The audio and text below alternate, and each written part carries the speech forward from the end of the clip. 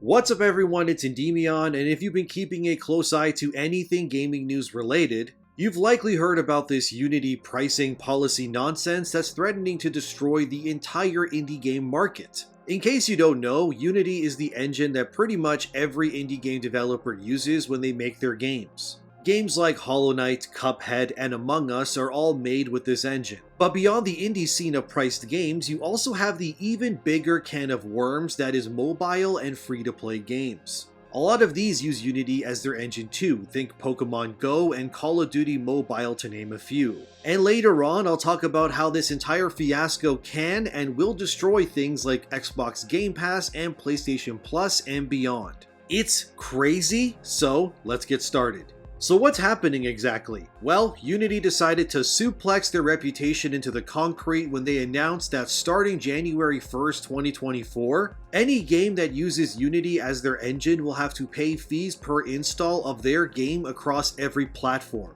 So if someone downloads Hollow Knight on their PlayStation, Xbox, PC, Switch, and so on, every one of those downloads will notify Unity's engine, and the developers of Hollow Knight, which is Team Cherry, will have to pay a fee for each person that buys their game. This fee is nebulous, but it's largely being said it's between 5 to 20 cents per download. Which you may think that's nothing, but this is video games we're talking about, where millions of players download, install, delete, reinstall games all the time. How many times have you deleted some games off your preferred platform to make way for a shiny new game you've wanted to play? Only then, when you've completed that game, you delete it and re-download whatever you had before. We've all done it. But see, in that scenario, if those games you installed were made on Unity, then the devs who made those games now have to pay for you installing it, as well as reinstalling it too. Oh yeah, I forgot to mention that this isn't a one-time fee kind of deal.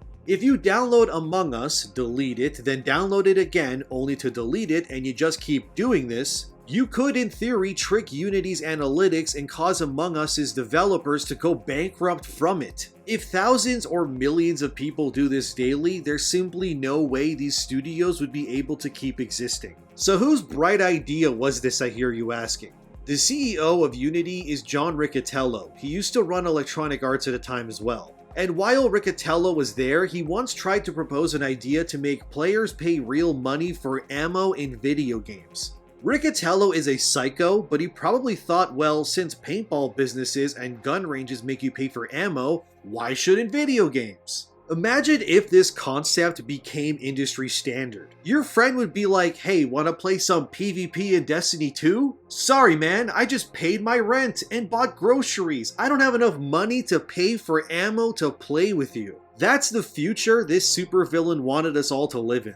But then again, this is the same guy who said developers who don't push further monetization and microtransactions into their games are effing idiots. Which kind of tells you everything you need to know. It's crazy because in this guy's eyes, games like Baldur's Gate 3 are then made by idiots. Because Larian Studios doesn't nickel and dime you for every conceivable thing while you play. If Riccitiello was somehow in charge of BG3, he'd probably make players pay real money for in-game food so their party members would get a full night's rest. What, you had a perilous fight where your party barely scrapped by and survived? You fought all manner of beasts and you're hurt? Well, you better pay some real money and buy some in-game bandages and potions to heal, dear player. Can't adventure without being healthy after all. People like this are why games are in the dumps in certain sectors of the industry. And this Unity nonsense just further adds to the fire, and if Unity ends up not reversing these policies, things could get even worse in the future. Since Unity is the go-to engine for indie game devs, its only bigger competition really is Unreal Engine, which is largely used for bigger AAA games. Unreal is used for games like Fortnite, the Final Fantasy VII Remake games, and stuff like future releases such as Lords of the Fallen.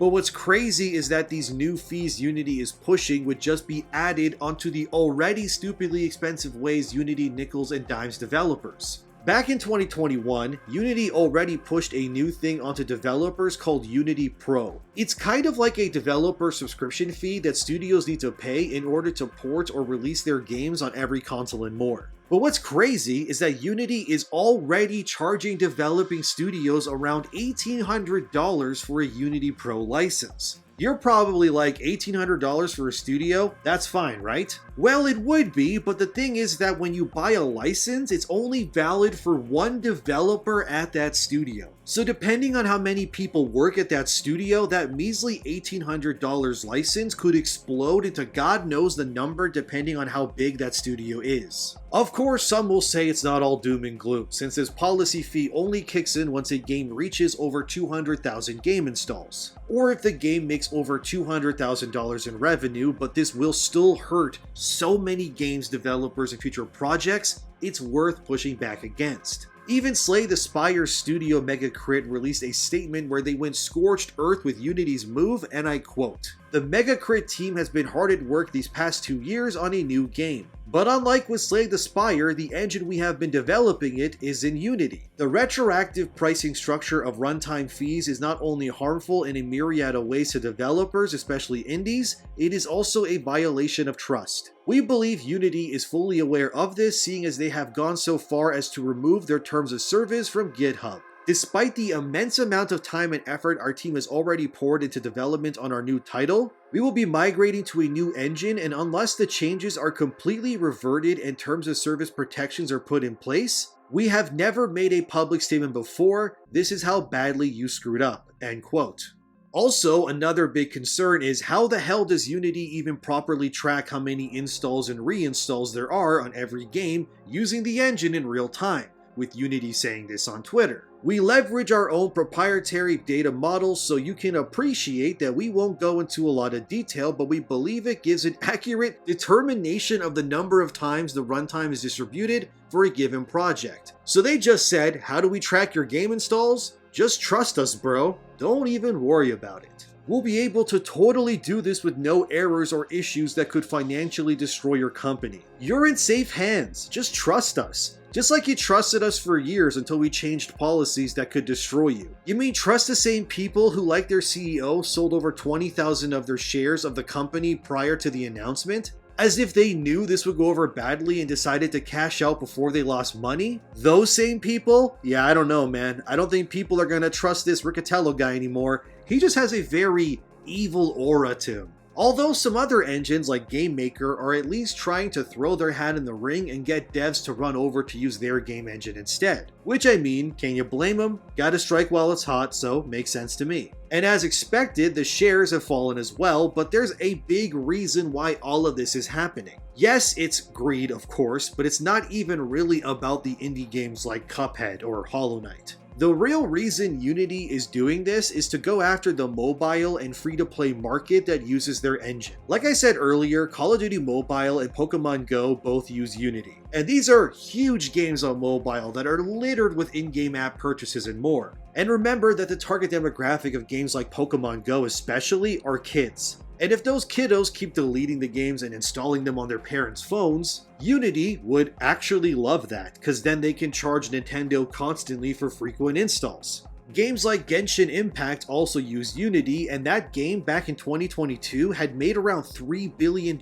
in revenue, or about $1 billion every 6 months. Unity probably looked at that and went, damn, some of that money could be ours. So a big reason why this is all happening is because Unity's board of idiots wants a slice of that free-to-play pie. Does it make them morally right? Hell no. But these people don't care about you or I. They just want to create infinite loopholes that allow them to fleece everything without lifting a finger. So if thousands of indie devs who put their heart and soul into their games get their dreams crushed and their projects folded, to Unity's owners, that's a small price to pay when it comes to price gouging the big fish that use their engine. It's truly a very messed up and on-brand thing for modern gaming in 2023. But then this whole mess brings up a really valid question. What about piracy? You know, people who download games illegally. Even though they didn't pay for it technically, it's still a game using the Unity engine that gets installed. So does that count? Unity, as of now anyway, says they're working on trying to combat this, but ultimately gave the same answer as before, which is, just trust us. Come on, we wouldn't do that to you, right? You trust us. Look into our cold dead eyes and you can see that we mean good. So not only could devs go bankrupt over mass installs, but people who don't buy the game anyway would not only rob the devs for buying their products, but would charge them for installing it too.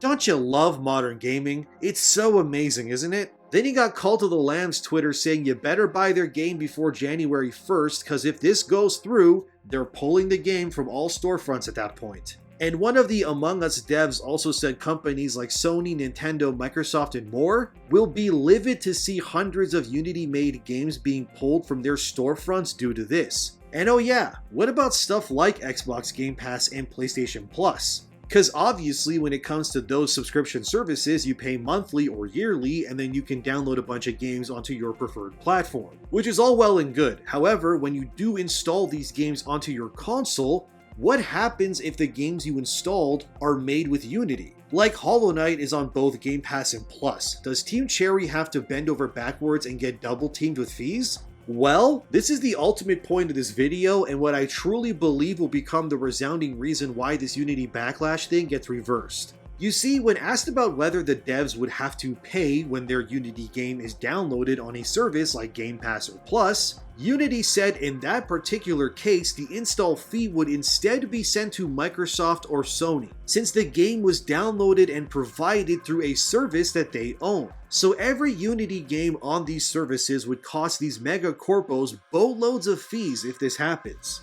And this is why I personally don't think this Unity pricing fee will even exist come January 1st, 2024. There is no way in the hottest of hells that Sony, Microsoft, and Nintendo will be okay with paying Unity these fees. If these were to go through, the most probable scenario at that point would be that Sony and Microsoft would reject and remove all Unity-made games on their services, because there's no way they'll be fine with this happening. But if they do pull those games, then obviously Unity not only loses out on those install fees, but they obviously get paid for those games that use their engines being on Game Pass or Plus to begin with. So this would be a lose-lose situation for Unity any way you splice it. And I think while Unity may believe they have the power or right to bully a small indie team, they are small fish compared to the giants that are PlayStation, Xbox, and Nintendo. Look, I don't care what you play on or what console you white knight for, but can we all agree right now that as a community of players, regardless if you play on Xbox or PlayStation or Switch, that this just cannot stand.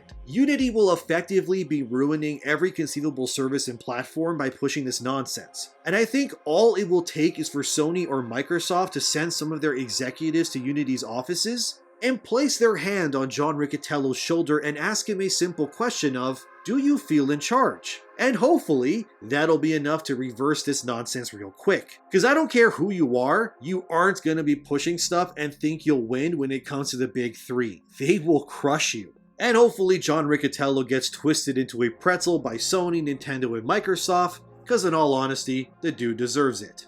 And finally, here's two more stories about this, the first being that Unity's offices were evacuated after an alleged death threat was sent to them over the policy. John Riccitiello closed two of Unity's offices after what he said the company received credible death threats. But it turns out that this death threat was actually called in by a Unity employee. According to San Francisco police, so it was probably John Riccitiello in his office calling in the death threat himself in order to spin a story. That Unity's employees were receiving death threats for this and we should all feel very concerned and sad for them. But nah, it was fake. And that story was just fabricated by Unity's board of directors in order to artificially garner support from the public. But now they look like dumbasses for this and made their public image even worse. The final story for this video is how the indie game industry responded to Unity in a collective letter. This is a response created by the combined voices of hundreds of developers who pour their heart and soul into the games they make. So I figured there's no better way to end this video than hearing what they have to say, and I quote, "We are the collective voice of the game development industry, developers, game designers, artists, and business minds. Passionate about our craft, we've invested years in shaping an industry that touches the lives of millions worldwide. As stakeholders, we cannot remain silent when a decision threatens to destabilize this ecosystem. Unity has been an instrumental force in this industry. In many ways, it has inspired us to create new immersive worlds and empowered a plethora of dynamic and independent developers to bring their visions to life. We've played our part in this journey, moving the industry forward and creating specialists that use Unity as the primary game engine for their projects. We've hosted Unity-centered events, shared our knowledge, and crafted educational content that's inspired an international community. Thanks to this symbiosis, Unity has evolved into a cornerstone of game development, and is now established as an indispensable asset in game creation. That's why the September 12th announcement hits us hard. Effective January 1st, 2024, Unity plans to introduce installation-dependent fees. A decision that jeopardizes small and large game developers alike, made without any industry consultation. To claim as Unity has that this new runtime fee will impact only 10% of the industry is not just misleading, it's patently false. We strongly oppose this move, which disregards the unique challenges and complexities of our industry. While we've always viewed our work as a collaborative effort, this decision blindsided us. With one stroke of the pen, you've put hundreds of studios at risk, all without consultation or dialogue.